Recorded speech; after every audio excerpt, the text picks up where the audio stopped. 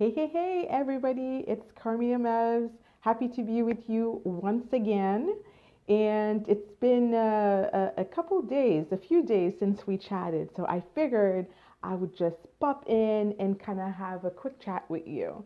And it's funny, that topic kind of came to me because I was I was looking at my inbox, and you know how you always get like, a gazillion emails a day.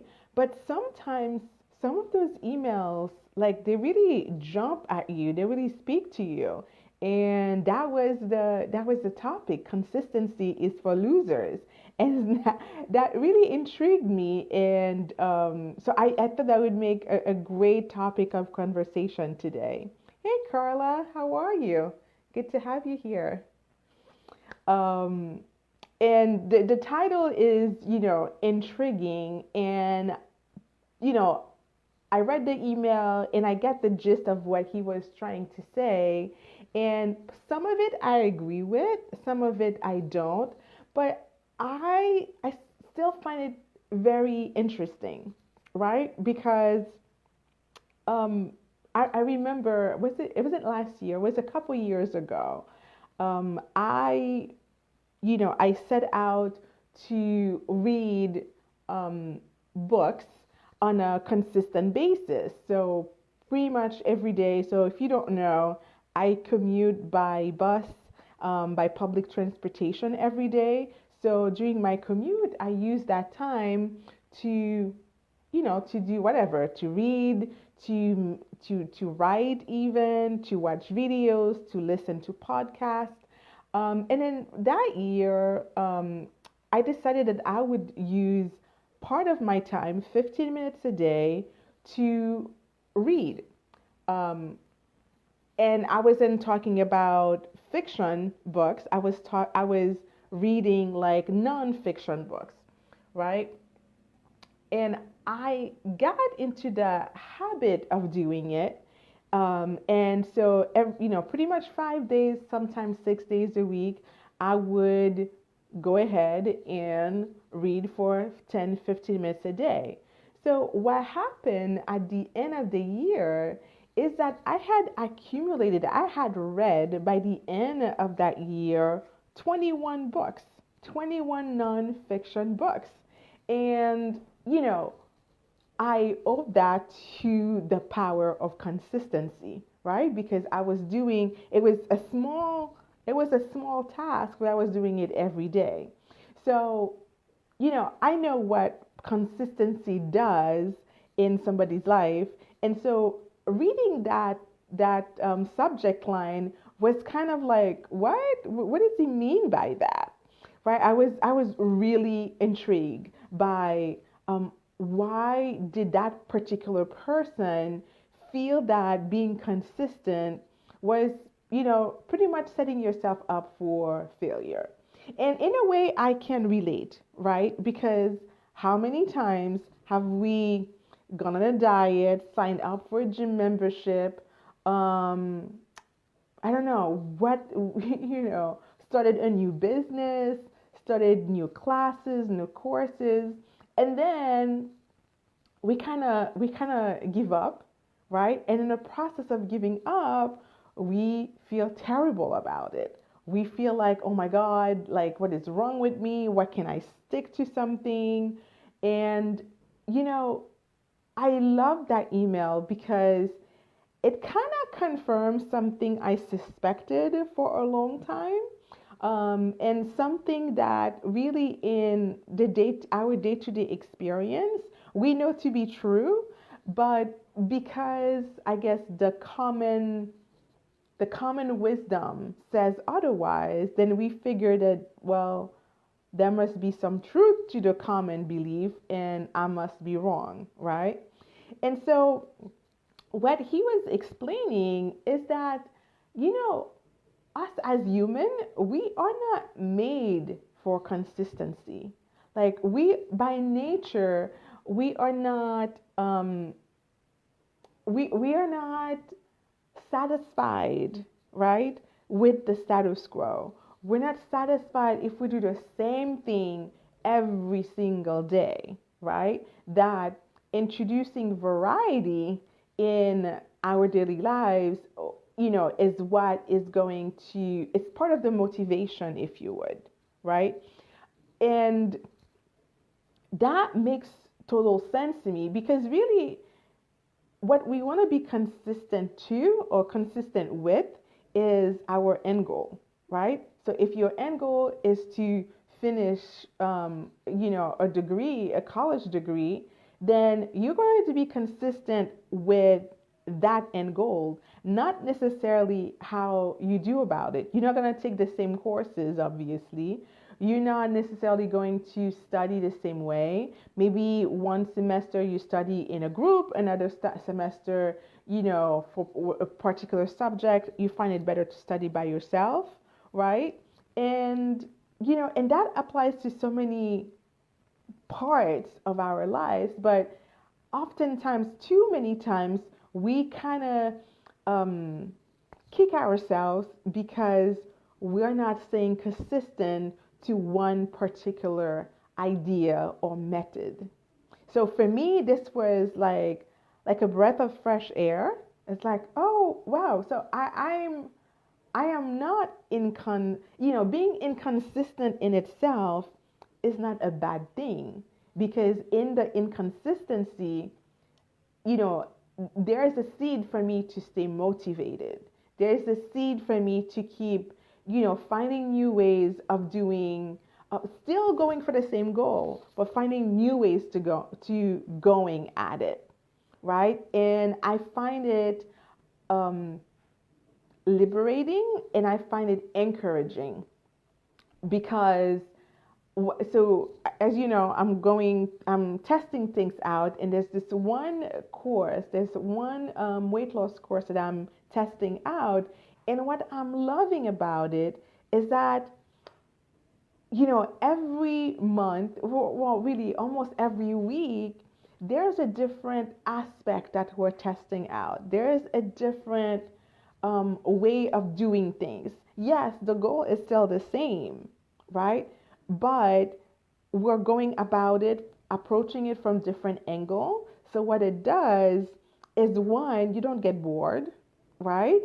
Two, you stay motivated because you're like, oh my God, okay, what are we gonna try next, right?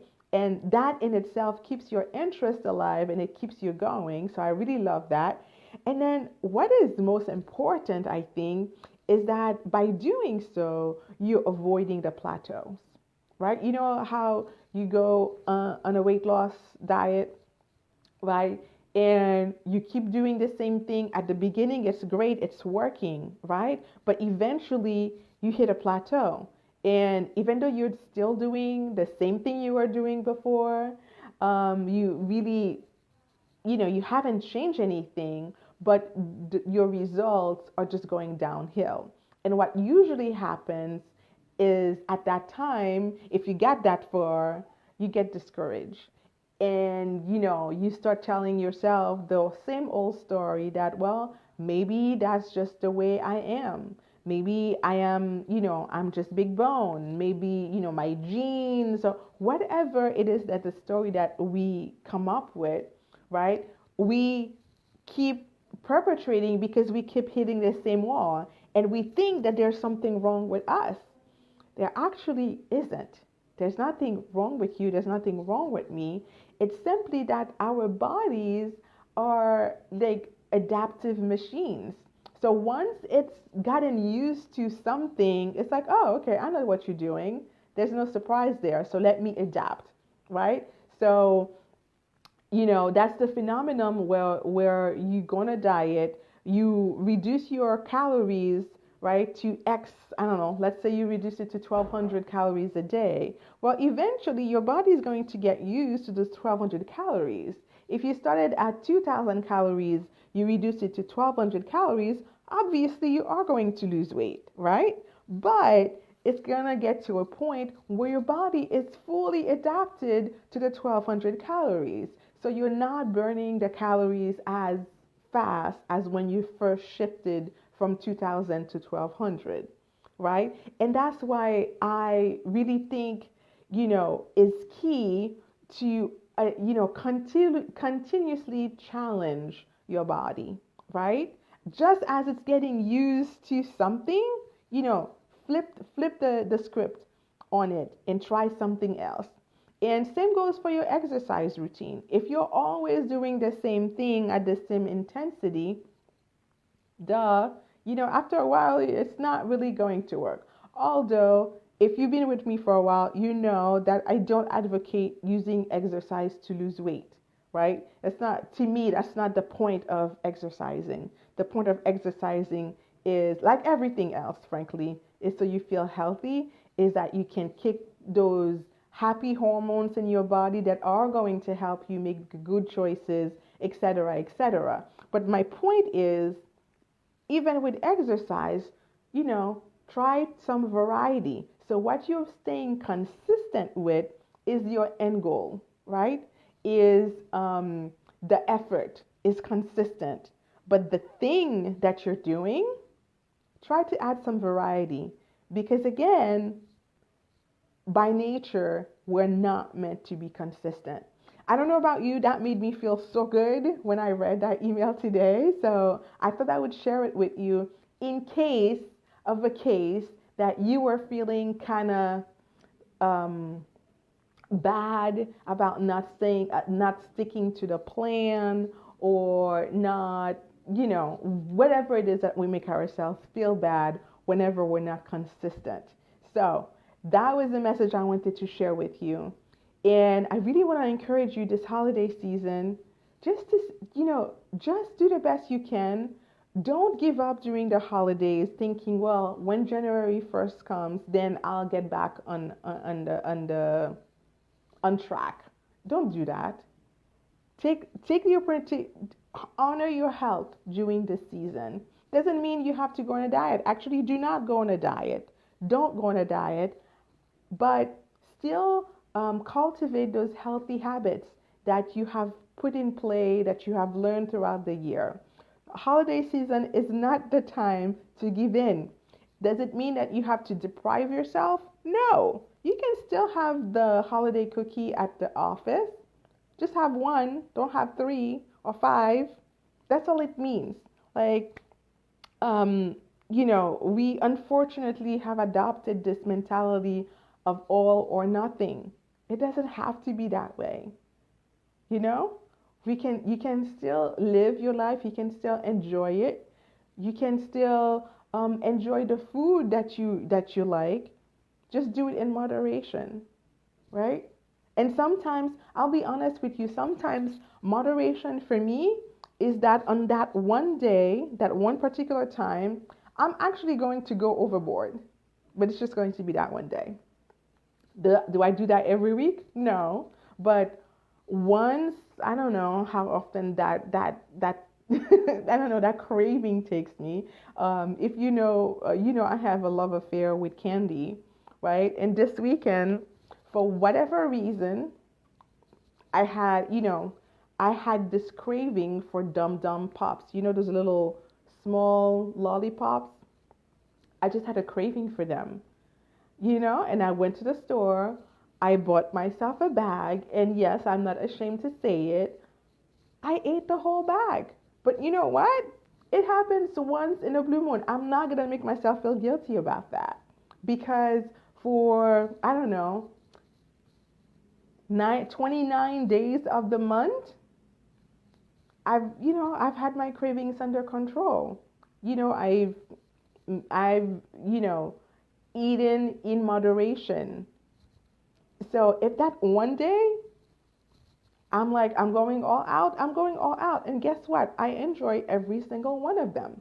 So I know it's a weird thing for me to say as a health coach, but you know what? We're all humans.